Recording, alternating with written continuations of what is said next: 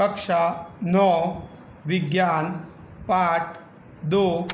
क्या हमारे आसपास के पदार्थ शुद्ध हैं? विनय सर, इस वीडियो में हम टिंडल प्रभाव अथवा टिंडल असर के बारे में अध्ययन करेंगे।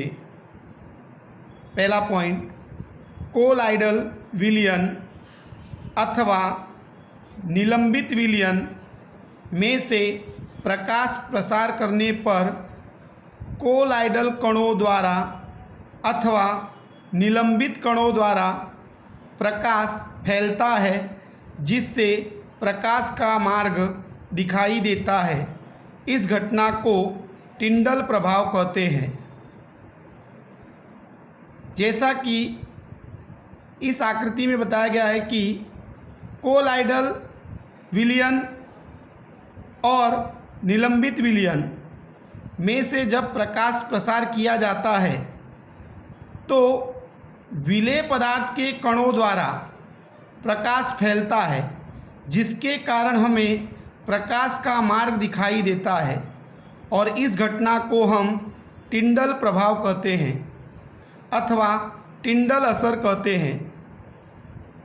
दूसरा पॉइंट, टिंडल नामक वैज्ञानिक ने इसकी खोज की थी, इसलिए इसे टिंडल प्रभाव कहते हैं।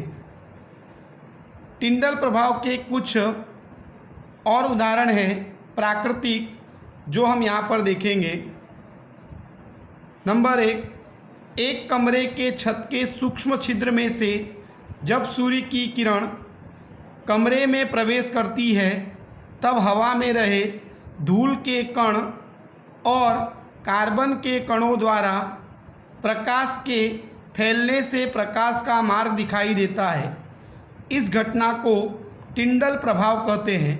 कई बार आपने देखा होगा कि अगर हमारे घर के ऊपर की छत में, ज़्यादातर जिसके घर पतरे के बने होते हैं, उनमें जो छोटे छोटे छिद्र होते हैं, उनमें से जब सूर्य की किरण कमरे में प्रवेश करती है तो हवा में जो धूल के कण होते हैं और कार्बन के कण होते हैं, उसके द्वारा प्रकाश की किरण का प्रकीर्णन होता है, यानी प्रकाश की किरण फैलती है, जिसके कारण हमें प्रकाश का एक मार्ग दिखाई देता है।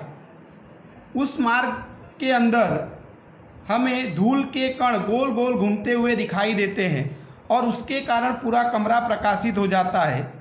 तो इस घटना को टिंडल प्रभाव कहते हैं।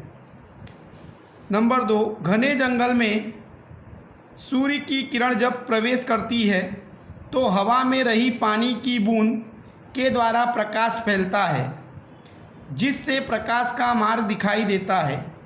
इस घटना को टिंडल प्रभाव कहते हैं। घने जंगल में हवा में नमी का प्रमाण ज़्यादा होता है।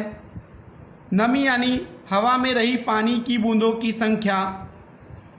तो जब सूर्य की किरण घने जंगल में प्रवेश करती है तो जो हवा में पानी की बूंद होती है, उसके द्वारा प्रकाश का प्रकीर्णन होता है, यानी प्रकाश फैलता है और हमें प्रकाश का मार्ग दिखाई देता है।